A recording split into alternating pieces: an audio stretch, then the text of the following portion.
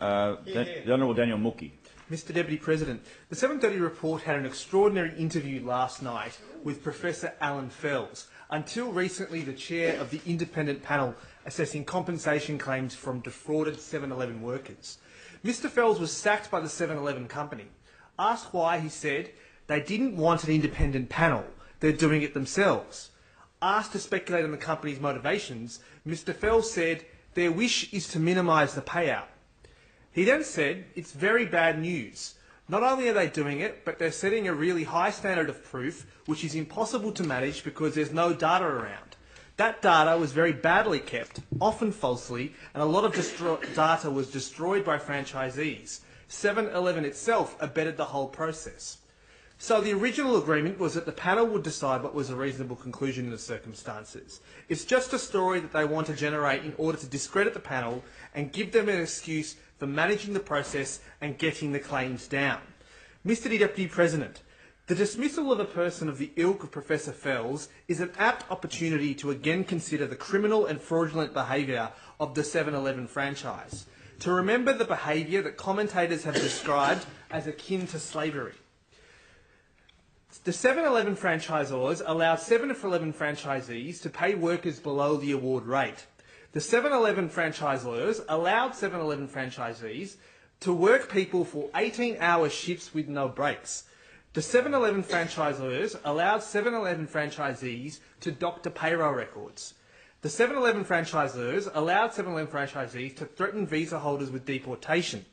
And the 7-Eleven franchisors allowed 7-Eleven franchisees to partake in the notorious halfback scheme, in which money was paid to staff and then the staff had to repay that money under threat and duress. These are the crimes that morally indict the 7-Eleven franchise, the reason why their name is now mud. And that was before their most recent decision to sack Professor Fells. Mr Fells' panel has paid 400 claims so far. He has found on average 7-Eleven workers had $35,000 worth of wages stolen annually. Over 20,000 people were employed during the period under investigation. Most were likely to have been exploited. Professor Fells thinks that the total amount of compensation owed for stolen wages is as high as $100 million. That is why he thinks he's been dismissed. That is why he thinks there's an ongoing campaign of intimidation being waged by franchisors against franchisees and franchisees against employees. And that's why he has no faith in how the 7-Eleven company is managing this scandal. 7-Eleven says that the independent unit within 7-Eleven will now resolve ongoing claims for compensation. But there are plenty of reasons to be sceptical. The same company that allowed an endemic crime culture to take root in its company, the same company that said to the Senate only months ago that they still think this behaviour is happening, and the same company that sacked Professor Fells now says, trust us. Well, I don't.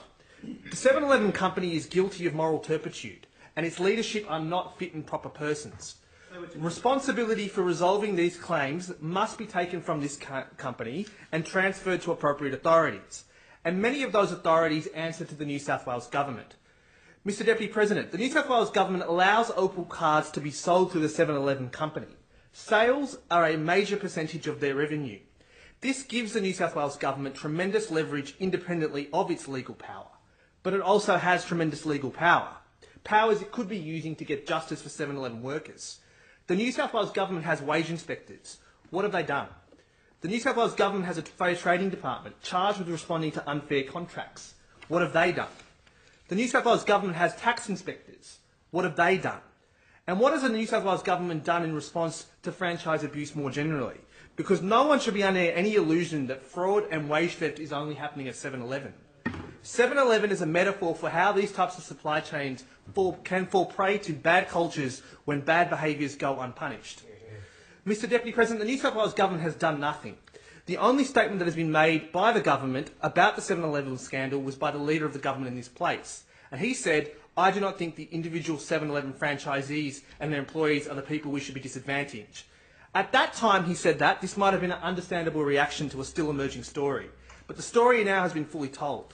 Endemic wage theft that was systemically covered up, and a company that is more worried about doing justice for their balance sheets than they are about doing justice for those from whom they stole.